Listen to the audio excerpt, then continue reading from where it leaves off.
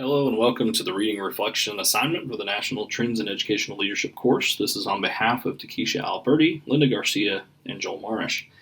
In this presentation, we'll be discussing Simon Sinek's Start With Why and Donald Phillips' Lincoln on Leadership, as well as connecting it to the 12 themes, as well as our experiences in Washington, D.C. I'm going to kick us off by discussing the two themes that I selected, which is relationships and faith. And so I'm going to begin with Lincoln on leadership and the relationship lessons that I pulled from this book. And I'm going to kick us off with discussing roving leadership. I really like this idea of roving leadership and the way Phillips frames it, that Lincoln was out and about. He didn't stay in his proverbial office. He was out meeting with his people. And I think in order to be a good leader, you have to be out with your people. You can't sit in your office and expect for things to change. You can't sit in your office and expect to know what's going on, whether you're talking about a campus level or at a district level, and certainly not as a president. And so the simple art of being visible, just checking in with your people. And I love that last point. Leading is primarily paying attention, regardless of where you are, really regardless of what job you work. If you want to be a leader, you have to pay attention to what's going on around you. You can't just coast. And so that was one big lesson I pulled from this text. Another one is that trust rooted in communication. A big reason why Lincoln had the trust of his subordinates, and even people that didn't necessarily like Lincoln, was because they knew that they could trust what he was saying was true. They knew that they could trust that the communication that he was having with them, he wasn't trying to get something from them. There were no ulterior motives. He didn't even necessarily have an agenda just in daily conversation. Sometimes he would just go and talk with people. And it just seems like such a simple thing, but it builds trust just to have people know that you're there. And trust is key. As Sinek talks about, a trapeze artist not getting out on a tightrope without knowing that there's safety precautions. In an organization, as a leader, if you haven't built some kind of trust capital with your people, they're going to pick up on that. And I put in differentiation as part of relationships because every teacher talks about building relationships with students. Every principal talks about how our campus, we're a family here. Those are just talking points unless you can back it up with actionable steps. Words and actions go a lot further than just lip service during an interview. And so that was key for me. And this idea of relationships we saw on display all week. The National Defense University in particular talked about this idea of jointness, and I really liked that he talked about all these branches having to work together because the right arm needs to understand what the left arm is doing and vice versa. And he talked about how we wouldn't just send all of our military branches out to the battlefield and say, do your thing. And I really liked that he talked about that because it's nice to know our military is kind of focusing on the same leadership strategies that we're focusing on, and building relationships is a key part of that. Networking was probably the most prominent relationship building key term that I heard all week. Archer Center, Cornyn's office, Carter's office, and others. But just to name a few, when Michelle Chin's talking about placing students in internships, those all stem from building relationships with those organizations over time. My second theme that I want to focus on is faith. Faith led by integrity. Lincoln did not lack integrity in his presidency, and that was, again, one of the things that helped him build trust with his subordinates, was that he did what he said he was going to do when he said he was going to do it. And again, it seems like such a simple thing, but when done well and when focused on by a leader, that can really go a long way. And whether that stems from your faith or not, I think, for me, as a person of faith, integrity is a key component of my faith walk. Just following through and being the kind of person that whether I'm talking about what God would expect me or just what I would expect for myself, of being a man of integrity and having compassion for people despite challenges. I mean, think about Lincoln's presidency as being, I would say, arguably the most stressful presidency that anyone's had to deal with. He still had compassion with people. He was out on the battlefield with folks and talking with them. He made sure that the opposition, there were some that didn't necessarily have to hang for their for their crimes. People that deserted. They didn't all have to die because of their decision to desert. And so when I look at faith lessons from Cynic, simply start with your why. I mean, this wasn't meant to be a faith-based book, but when I think about in a uh, career that's out of a church setting, still starting with your why and understanding why you're there. Why are you in a public school in the first place? And I know for me, it's to serve students and to be the hands and feet, because even though I'm not able to evangelize students within a school, I'm still able to be the hands and feet and serve them. And that passion is contagious. People, don't have to be beat on the head with a Bible. If you're leading well, that passion, they'll see that. And again, we saw faith come up in a couple conversations. Obviously, the Baptist Joint Committee being one of the more obvious. Again, being careful about how you're leading by faith. It doesn't have to be obvious. Walk around with a cross around your neck, holding your Bible as you're walking in the hallway. It should be in a way that's subtle as you're building relationships, that it's more meaningful to people when they see it, you living as Christ, rather than talking a big talk and then not actually following through. And it was also interesting to see how faith has shaped African American history and culture, as well as how faith was, in some ways damaging, as we were at the Holocaust Museum. Leadership. Donald T. Phillips shared in his book some of Abraham Lincoln's experiences to provide a perspective on leadership. One of the takeaways from the book was to lead by being led. This entails the importance of listening to others and being guided by them without feeling threatened. Another takeaway from the book is that the best leaders never stop learning. Lincoln had a tendency to seek out input from his advisors, and he strived to be a catalyst for change. He continuously was hands-on. A famous quote from Lincoln was, "Leave nothing for tomorrow that can be done today." This stemmed from his belief in setting goals and being results-oriented. He strived to be goal-oriented because that unified people and motivated them to focus their talent and energy. The belief that you need to preach a vision and continuously reaffirm it was another leadership book takeaway. Phillips discusses how an effective vision empowers people and prepares for the future while also having roots in the past.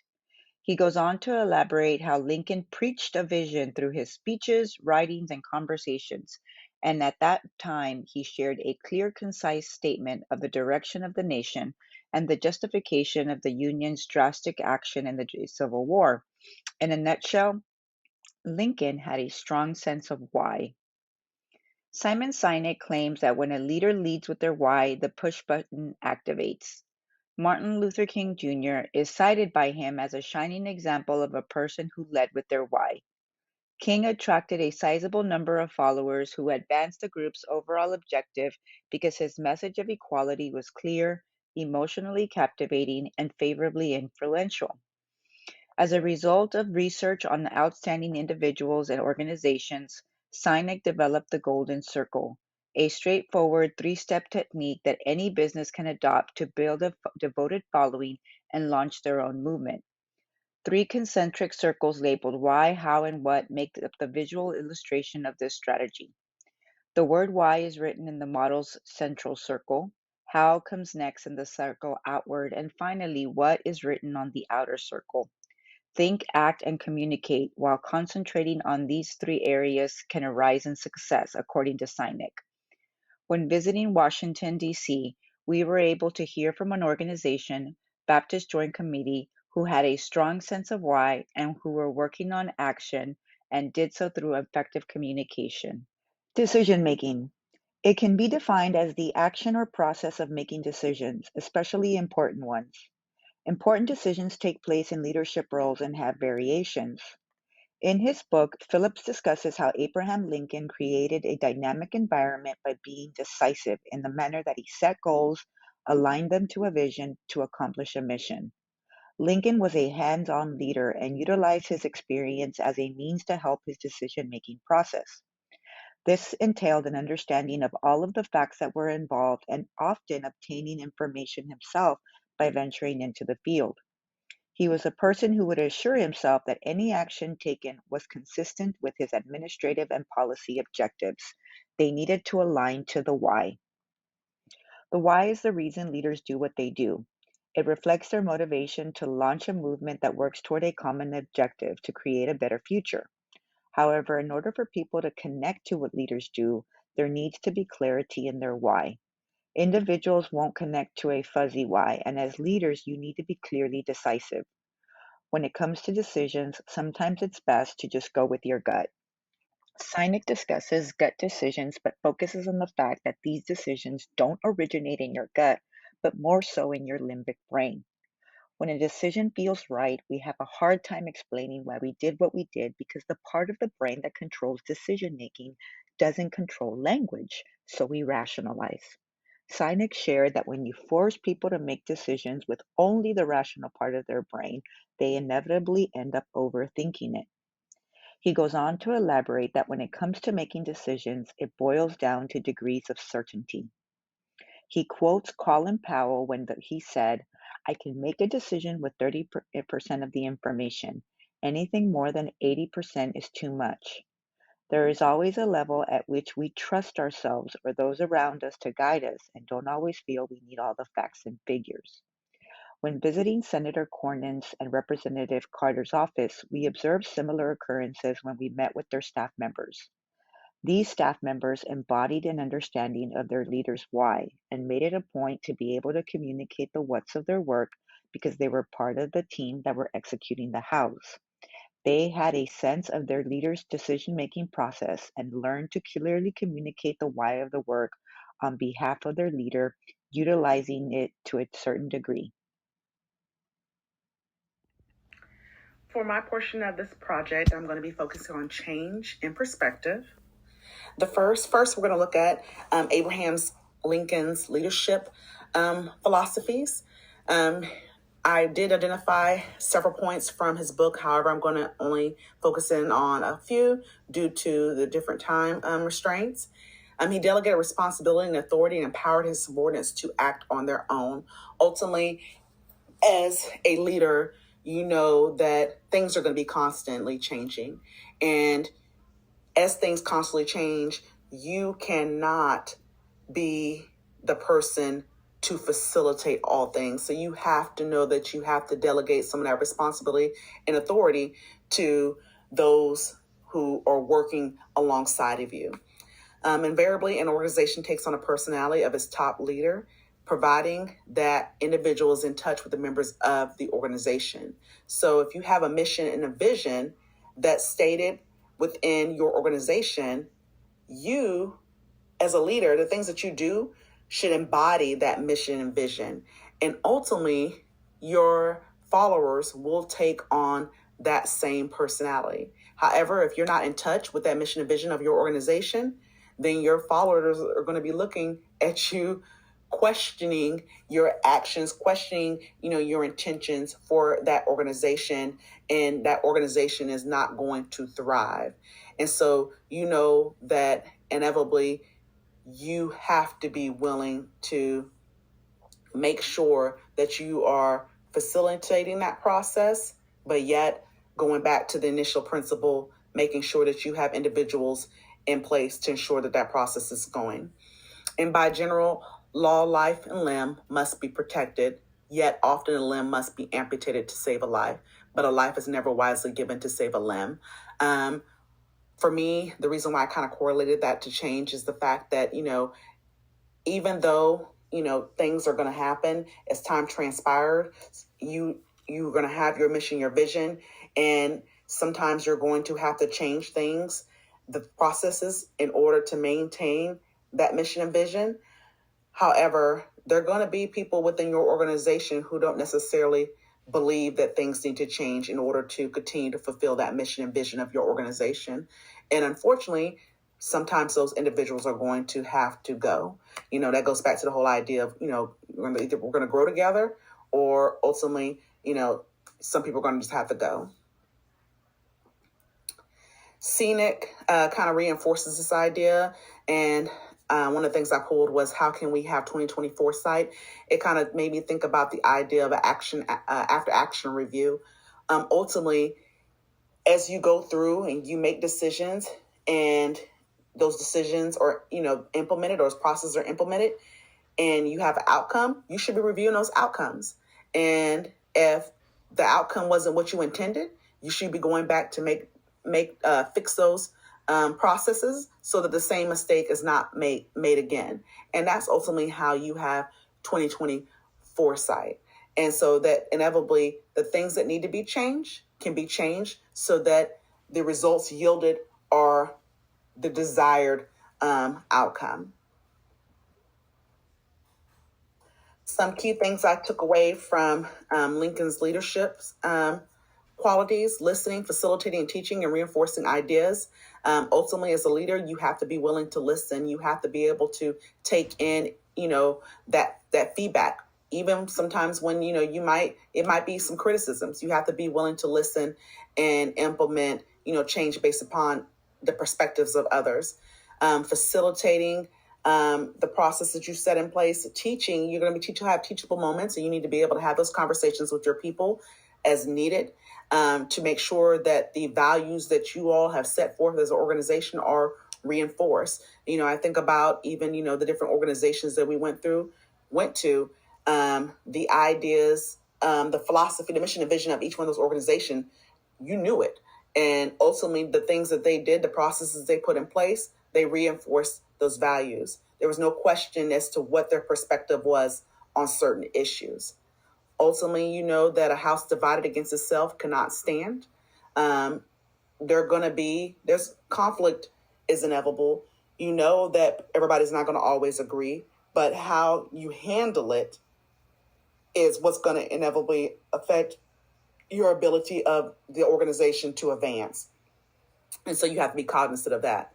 And understanding, as well as coming to grips with the darker side of your personality, is key to dealing with the real life situations.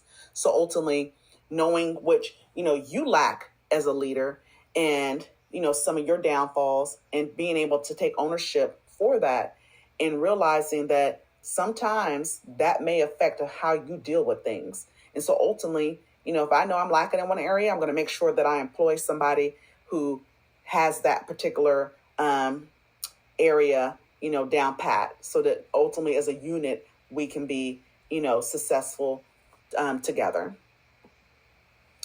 And one of the graphics I pulled from Cena's book was, gut decisions don't happen in your stomach. So just basically, that whole idea of, it feels right. No, it feels right isn't going to get the job done. Knowing it's right is what's going to get the job done.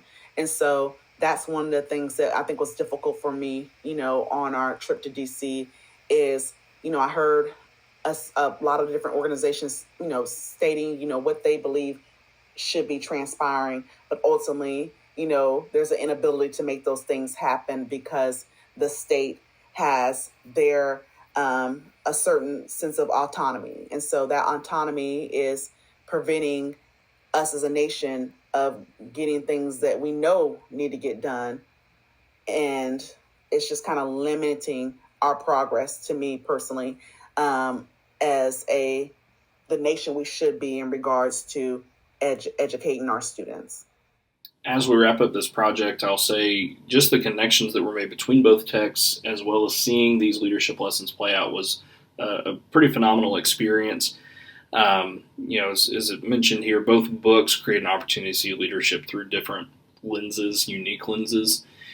Certainly in Lincoln's leadership book, that's not really a text that anyone else has ventured into. And so to read it and then to come here to DC and to see how his leadership plays out and the effect that it had on a nation was just a great experience.